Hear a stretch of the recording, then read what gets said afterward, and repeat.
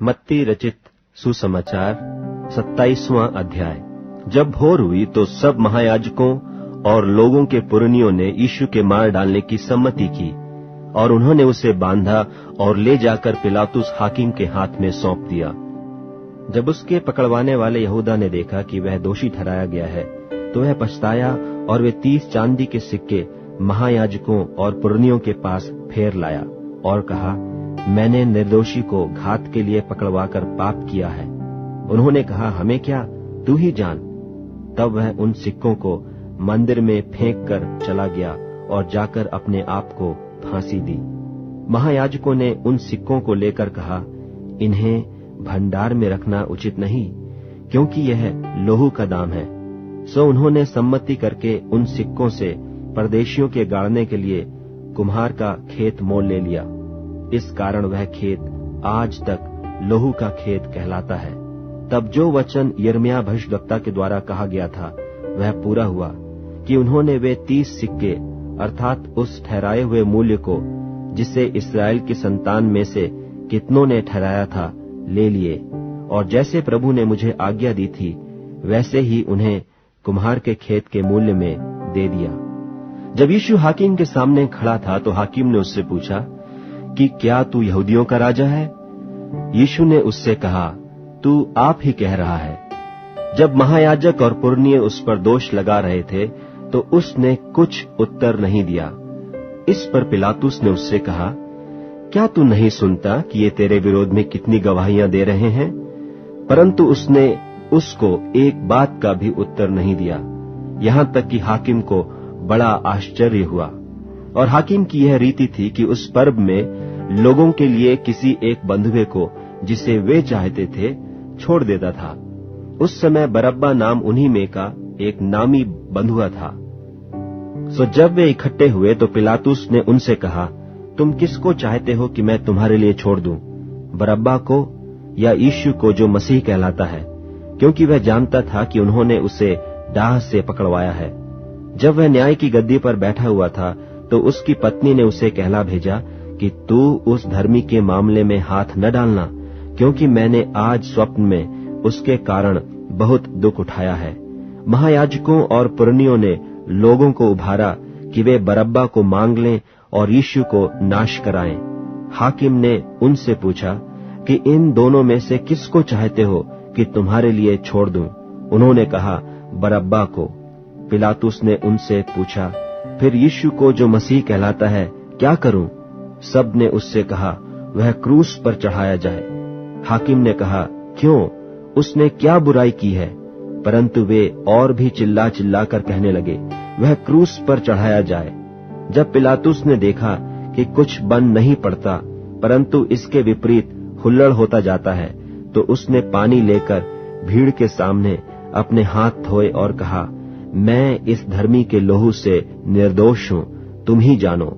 सब लोगों ने उत्तर दिया कि इसका लोहू हम पर और हमारी संतान पर हो।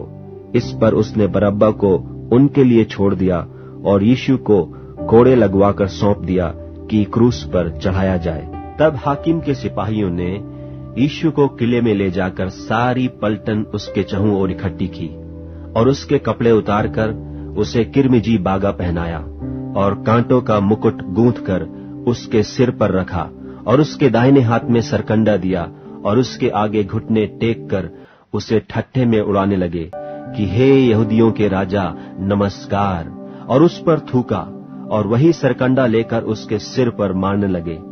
जब वे उसका ठट्ठा कर चुके तो वह बागा उस पर से उतारकर फिर उसी के कपड़े उसे पहनाए और क्रूस पर चढ़ाने के लिए ले चले। बाहर जाते हुए उन्हें शमौन नाम एक कुरेनी मनुष्य मिला।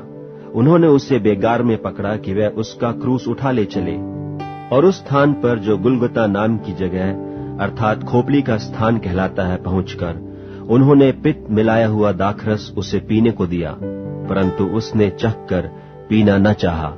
तब उन्होंने उसे क्रूस पर चढ़ाया और चिट्ठियां डालकर उसके कपड़े बांट लिए और वहां बैठकर उसका पहरा देने लगे और उसका दोष पत्र उसके सिर के ऊपर लगाया कि यह यहूदियों का राजा यीशु है। तब उसके साथ 2 डाकू एक दाहिने और एक बाएं क्रूसों पर चढ़ाए गए। और आने जाने वाले सिर हिला हिला कर उसकी निंदा करते थे और यह कहते थे कि हे मंदिर के ढाने वाले और 3 दिन में बनाने वाले, अपने आप को तो बचा। यदि तू परमेश्वर का पुत्र है तो क्रूस पर से उतर आ। इसी रीति से महायाजक भी शास्त्रियों और पुरनियों समेत ठट्ठा कर करके कहते थे कि इसने औरों को बचाया और अपने आप को नहीं बचा सकता। यह तो इस्राएल का राजा है, अब क्रूस पर से उतर आए तो हम उस पर विश्वास करें। उसने परमेश्वर पर भरोसा रखा है, यदि वह इसको चाहता है तो अब इसे छुड़ा ले, क्योंकि इसने कहा था कि मैं परमेश्वर का पुत्र हूं। इसी प्रकार डाकू भी जो उसके साथ क्रूसों पर चढ़ाए गए थे उसकी निंदा करते थे। दोपहर से लेकर तीसरे पहर तक उस सारे देश में अंधेरा छाया रहा। तीसरे पहर के निकट यीशु ने बड़े शब्द से पुकार कर कहा, एली एली लमा शबक्तनी, अर्थात हे मेरे परमेश्वर, तूने मुझे क्यों छोड़ दिया।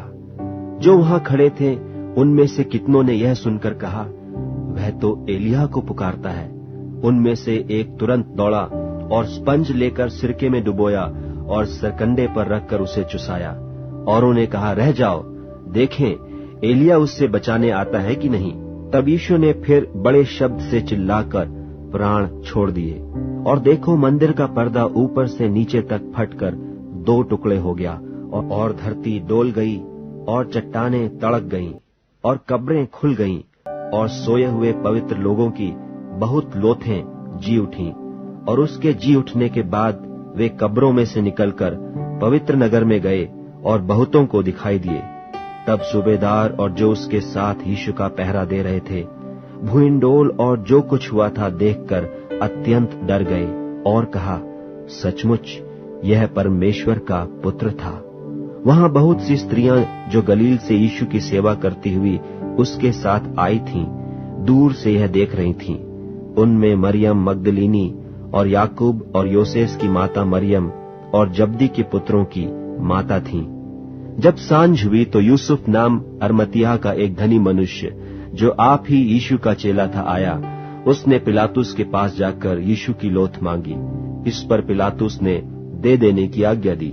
यूसुफ ने लोथ को लेकर उसे उज्ज्वल चादर में लपेटा और उसे अपनी नई कब्र में रखा जो उसने चट्टान में खुदवाई थी, और कब्र के द्वार पर बड़ा पत्थर लुढ़काकर चला गया। और मरियम मगदलीनी और दूसरी मरियम वहां कब्र के सामने बैठी थीं। दूसरे दिन जो तैयारी के दिन के बाद का दिन था, महायाजकों और फरीसियों ने पिलातुस के पास इकट्ठे होकर कहा, हे महाराज, हमें स्मरण है कि उस भरमाने वाले ने अपने जीते जी कहा था कि मैं 3 दिन के बाद जी उठूंगा। सो आज्ञा दे कि तीसरे दिन तक कब्र की रखवाली की जाए, ऐसा न हो कि उसके चेले आकर उसे चुरा ले जाएं और लोगों से कहने लगे कि वह मरे हुओं में से जी उठा है। तब पिछला धोखा पहले से भी बुरा होगा। पिलातुस ने उनसे कहा, तुम्हारे पास पहरुए तो हैं, जाओ अपनी समझ के अनुसार रखवाली करो। सो वे पहरुओं को साथ लेकर गए और पत्थर पर मुहर लगाकर कब्र की रखवाली की।